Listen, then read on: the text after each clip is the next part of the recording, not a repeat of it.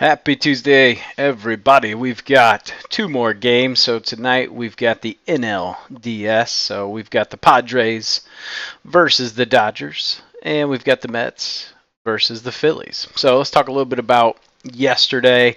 Man, we started off so good in that first game. We had Boyd over 11 and a half outs. Easy. Veerling walked twice yesterday. We just needed once, so that was plus 140. Scooble, easy over 5.5 Ks. The under was really easy. 0-0 heading into the ninth inning. We hit the Cleveland first five plus a half. That's why we bought the half. It was 0-0. So ended up winning that one. Just an absolute great first start. I thought we were going to hit the Boyd under 3.5 hits. They sent him back out in the fifth inning. And, of course, a guy got the fourth hit on us, and then they took him out. And we also hit the Nerfy. So really, really solid there. We hit all but one there. And then crazy finish to that game. Clase had given up 2 home runs all season. That's it, just 2. Gave up a 3-run home run. They ended up winning 3-0. It's the first time this season he had given up more than 1 run in an inning. I mean, the amount of unluckiness there was quite high, but it is what it is. That is baseball.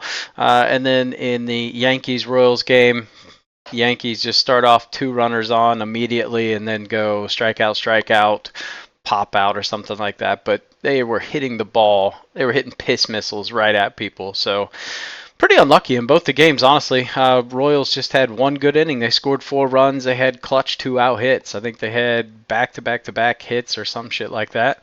And, they left Rodon out there way too long. You got to pull him sooner than that, man. You got a day off, and you need to clear your bullpen out there. So bad managing by Aaron Boone, in my opinion. Should have got him out way before that, especially when you're already in the 4th inning. He's probably only going to go 1 more anyway, but it is what it is. It was 1-0, and then Royals scored 4, so we ended up losing that, but ultimately still a day in the green, so we will take green days. All right, so let's get into our first game here today. Let's talk about the Phillies and the Mets. Aaron Nola going up against Sean Manaea. Aaron Nola, not a great track record against the Mets. He is 1-6 with a 4.25 ERA in 8 games versus the Mets since 2022. So not looking good there. If we go back through his starts, he faced this team on September 13th. Wasn't too great. He went into the 5th. He got 1 out in the 5th inning, but he had given up 6 hits, 6 earned runs, but he did strike out 7. But that is a 12.46 ERA if you're keeping track at home. And then he pitched against him in May, had a wonderful outing, threw a shutout, complete game shutout, 4-hitter. So which side do you go? I don't know. You go back to 2023. I faced him 1 time in 2023. 6 innings, 4 hits, 4 earned runs. Go back to 2022, he gave up 5 earned runs. I mean, he's kind of all over the place. So really hard to kind of get a grasp on, what he's going to do. He's either going to shut him down or he's going to get lit up somewhere in between. Hard to say. But if we look at recent trends, his last start was on 9/29. So it's been a minute since he started, and that was at the Nats. Went 5 innings, 9 hits, 3 earned runs. Prior game, he gave up 2, 1, and then 6, 4, 2. So he's given up runs in every single start. We go back to Sean Manaea. Not great either. He's faced this team already 3 times this year. Now, I don't really love taking pitchers that have already faced the team 3 times. You just have so much intel built up. That said, guys like Harper and Schwarber didn't face him every time. They happened to be hurt during some of those times. Schwarber, for instance, only has 6 ABs against him this year. Harper has 10. So take that. He's 1-1 with a 5.40 ERA versus the Phillies this year. Most recent game was on the 21st of September. Went 7 innings, only gave up 3 hits and 3 earned runs. In June, he went 3.2 innings, gave up 7 hits, 6 earned runs. And in May, he went 6 innings, 4 hits, 1 earned run. So kind of all over the place there with him. His last outing was against the Brewers in the Wild Card Series. He went 5 innings, gave up 6 hits, 2 earned runs. He got out of a lot of jams. I actually thought he was going to get shelled, but he did not. And then if we keep going back through his starts, Last regular season start was against the Brewers, and they kind of torched him a little bit. 3.2 innings, 7 hits, 5 earned runs. 921 against the Phillies, gave up 3. So he's probably going to be somewhere in that 2 to 3 earned run range. Same with Nola, so it's kind of tight there from that perspective. If we look at Philly, they are 4-3 at Citi Field this year. That said, they're 1-3 in September at Citi Field. So there is certainly an angle where this favors the Mets. We look at guys like Bryce Harper. He is 3 for 10 with a home run versus Manaea. Trey Turner's 5 for 16 versus Manaea with a homer. Schwarber is 2 for 6 versus Manaea. No Ks. Had a couple of walks in there. So, yeah, kind of both ends of the spectrum here, honestly. If we look at Citi Field, Citi Field is a pitcher-friendly park. It is ranked 21st in terms of kind of park factor rankings. And then our other game is Petco Park, and I believe that's 28th if I remember correctly. So both are very pitcher-friendly parks. Really tough game in terms from a handicap perspective, right? We've got Nola, who really just doesn't have a great track record versus the Mets. That said, he's been pretty good in the playoffs. So you've got playoff Nola, which I do kind of tend to lean a little heavier towards. You got a Phillies lineup that's a little sporadic on hitting lefties, right? Mackenzie Gore was the last lefty they faced on 9/28. Didn't get anything off of him. Only got 3 hits. And then Justin Steele, they get 2 earned runs. Sean Manaea 3. David Peterson 4. And then David Peterson again with 1. So they really haven't faced a ton of lefties over the past month. It's about 7 lefties. And they got to some and couldn't get to others. So this is playoff baseball. So a little bit different. Like I said, if we look at the pitch splits for Manaea over the last 30 days, it's been pretty good. 139 to lefties, 139 to righties, low hard hit percentage. Nola, 170 to lefties, 286 to righties, but also a very low hard hit percentage, very low exit velo. But both of these guys give up runs.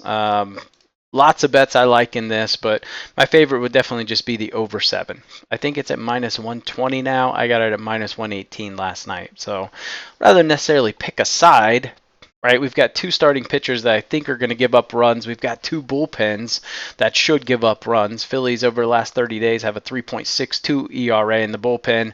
Mets 4.23. So we've definitely seen some guys in both pens give up some runs. Yeah, I'll take the over in this, but we do have some other plays in our best bets that we will talk about. All right, next game on the card, last game on the card too, is going to be the Dodgers and the Padres. Walker Buehler going up against Michael King. King coming off of that masterful performance versus the Braves. That was just absolutely fantastic to watch, honestly. If we look at Buehler, he is 0-1 with a 4.32 ERA in 2 games versus the Padres this year. His last start was against the Padres, and it was a pretty damn good outing. That was on, 9/26. He went 5 innings, 5 hits, 1 earned run. For Walker Buehler, that's about like throwing a no-hitter for him. He's been struggling. He also faced this team in May, went 3 innings, 5 hits, 3 earned runs. Prior to those games, he was versus the Rockies, he gave up 4. Atlanta, he gave up 1. Chicago, he gave up 5. And at the Angels, he gave up 2. So he is starting to pitch a lot better than he was earlier in the year. The strikeouts are a little erratic. Against the Rockies, he had 9, but against the Padres, he had 1. So I think his line today is 2.5. I like the under. I couldn't find the odds on it, though. It was kind of down on the books I was looking at, but I know it is 2.5, and the under would definitely be favored, in my opinion. This Padres team just doesn't strike out a ton. Michael King on the other side of the mound here. He is 2-0 with 3.10 ERA in 4 games versus the Dodgers this year. So this is going to be the 5th time that he will face this team. That said, he hasn't given up an earned run in his last 12 innings versus the Dodgers. So there is some momentum coming into there. If we look at King, like I said, on 9/24, he went 5 innings, 3 hits, no earned runs. On May 10th, he went 7 innings, 2 hits, no earned runs. And on April 12th, he gave up 4. In March, he gave up 3. So since May, the 2 games, he hadn't given up any.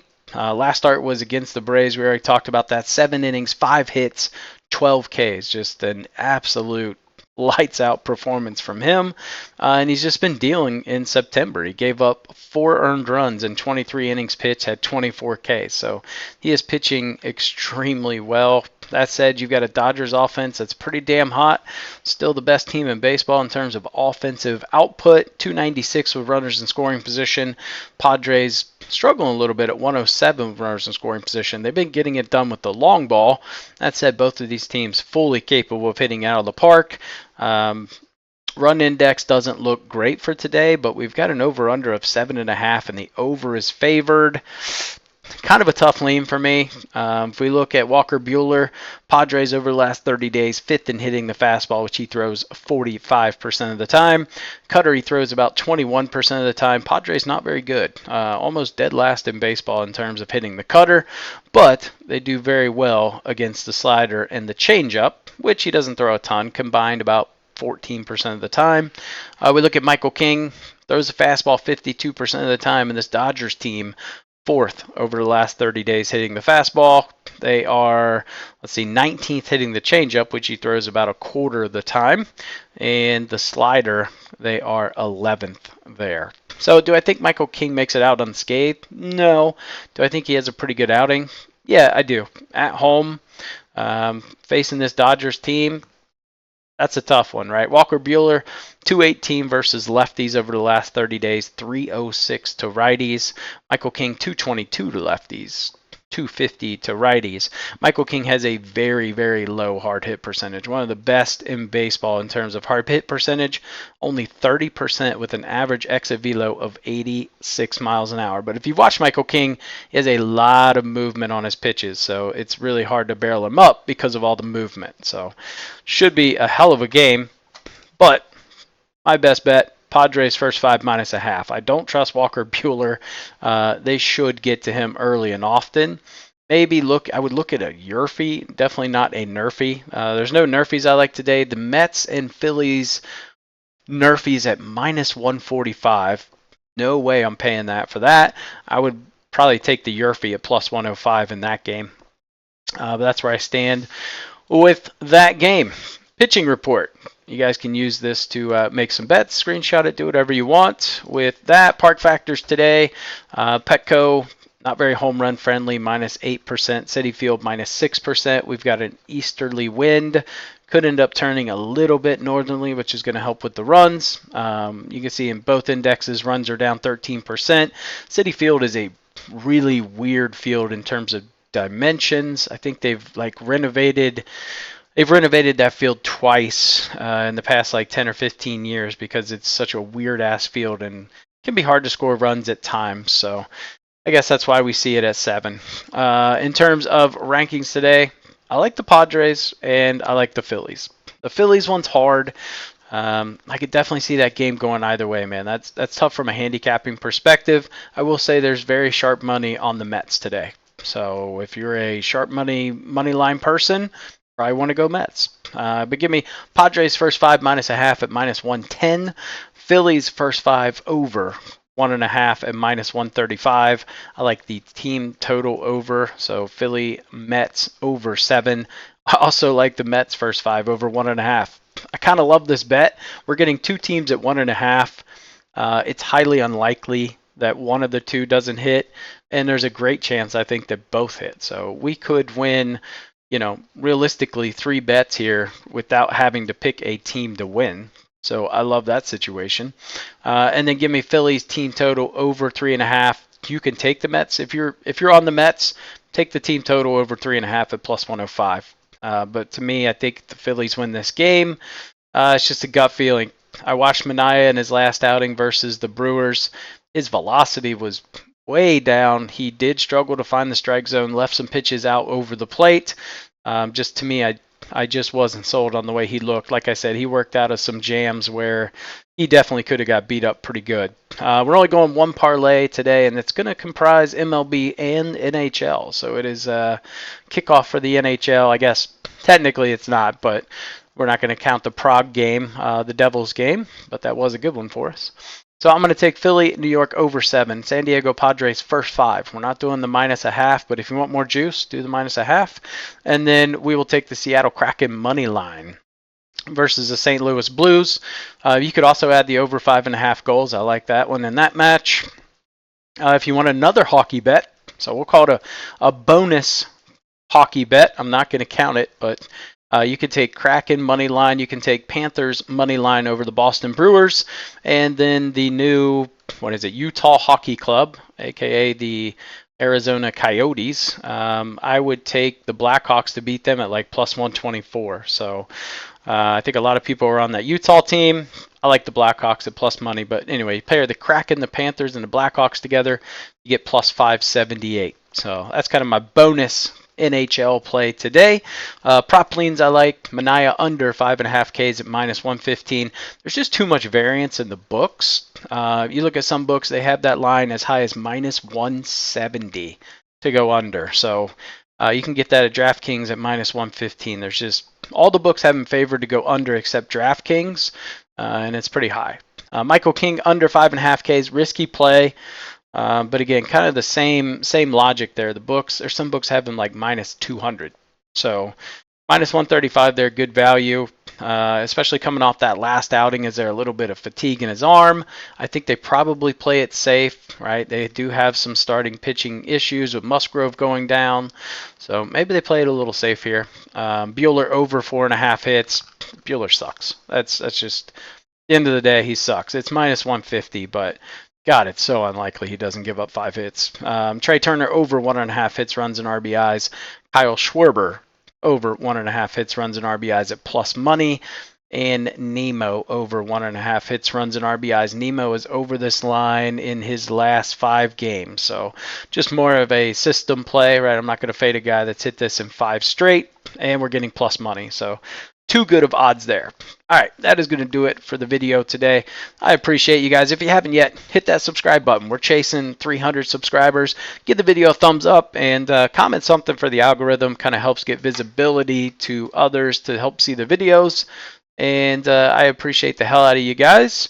And I'll catch you in the next video.